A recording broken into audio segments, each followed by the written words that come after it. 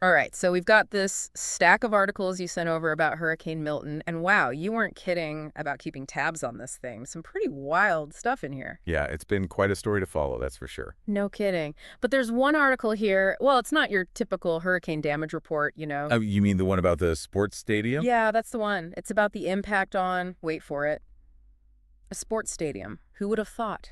Right. You don't usually see those two things together. It really highlights how these events, I mean, natural disaster, they can impact everything. Infrastructure, sure, but even things like, leisure activities, things we don't always connect. Exactly. So give me the rundown. What happened? We're talking about Tropicana Field. Home of the Tampa Bay Rays. Right. That's the one. Hurricane Milton really slammed into the area, and the stadium roof, Hmm. well, didn't fare so well. Okay, but how bad are we talking here? Like, give me the visual. The huge chunks of debris scattered across the field, those Teflon-coated fiberglass panels they use, shredded. Absolutely shredded. Yikes. It sounds like something out of a movie. So what does this mean for the Rays? Can they even play there? That's the million-dollar question, isn't it? Yeah. The articles I've seen, they say it could take weeks just to figure out how bad the damage really is, let alone the repairs. Yeah, that makes sense. But at least the Rays have a bit of time, right? It's not like they need the stadium tomorrow. True. They've got until the new season starts in March, so there's some breathing room there. Okay, that's something. But still, the cost of all this, the repairs, it's got to be astronomical. Oh, you better believe it. And this actually brings up a whole other angle to this story. See, the Rays, they were already in talks about a new ballpark, a brand new one.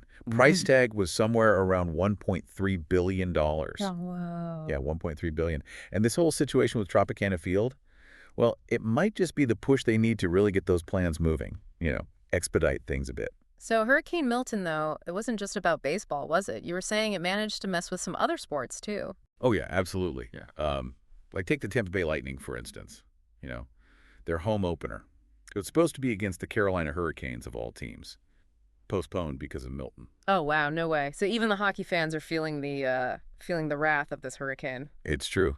And it's not just hockey either. We've Yeah. got the Orlando Magic. They had their preseason game. It was against the New Orleans Pelicans, and that got canceled. And then there's even a game, the Miami Heat and the Atlanta Hawks, postponed as well. Wow, so Hurricane Milton basically decided to just completely throw the entire Florida sports schedule, just toss it up in the air. So is there any hope of things getting back on track anytime soon? Well, it looks like the Heat and the Hawks, they're trying to reschedule for October 16th, but, it's all up in the air at this point. Really goes to show you how these events, they have ripple effects, They spread way beyond just the immediate area where it hits. Yeah, for sure.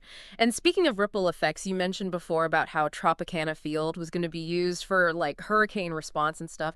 That's got to be a bit of a logistical nightmare now, don't you think? With the whole roof situation and all. Yeah. So the plan originally was to use Tropicana Field as this temporary base camp, Yeah. a place to support the debris cleanup and to house the first responders. Right. Makes sense. But they had to move everybody because of the roofs. It's not exactly structurally sound at the moment. They weren't sure it would hold up. Yeah. It's been a scramble for sure. Let's see. We've got some college football in here trying to navigate the whole mess. South Florida and Memphis, they were supposed to play in Tampa, and they ended up moving their game to Saturday. And it looks like UCF is still a go-to host Cincinnati in Orlando that same day. Wow. So even with, a hurricane practically knocking on their door, the games go on. It's kind of inspiring in a way, that commitment to keeping things running. Although I guess knocking on their door is maybe an understatement when you're talking about a storm that can rip the roof off a stadium, right? Yeah, good point. Let's not downplay how serious this situation is. Yeah. But I think you've hit on something important there, that resilience, that human need to, hold on to some normalcy when everything's chaotic. It's powerful. It really is. So, okay, we've covered a lot of ground here. We've got the damaged stadium, all these postponed games, logistical headaches, and the unwavering spirit of college football. So if I had to walk away with just one thing from all of this, what would it be? What's the core message here?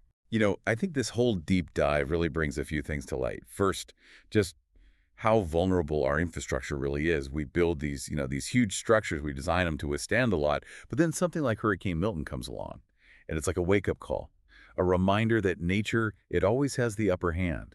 Even Tropicana Field, I mean, you think about it, they designed that thing to handle Florida's weather, right? Yeah. But even that wasn't ready for what Milton unleashed. Yeah, it's pretty humbling when you think about it like that. Definitely.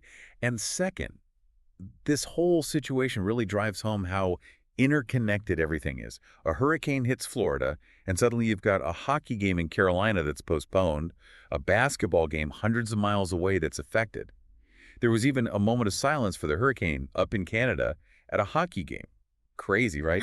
We're all connected in ways we don't even realize. Absolutely. And then, of course, there's the human side of it all, too, right? You've got the players, the fans, the people who work at the stadium, all those lives disrupted. Exactly. Hmm. It's easy to get caught up in the damage and the dollars and cents, but these stories, they're about people, right?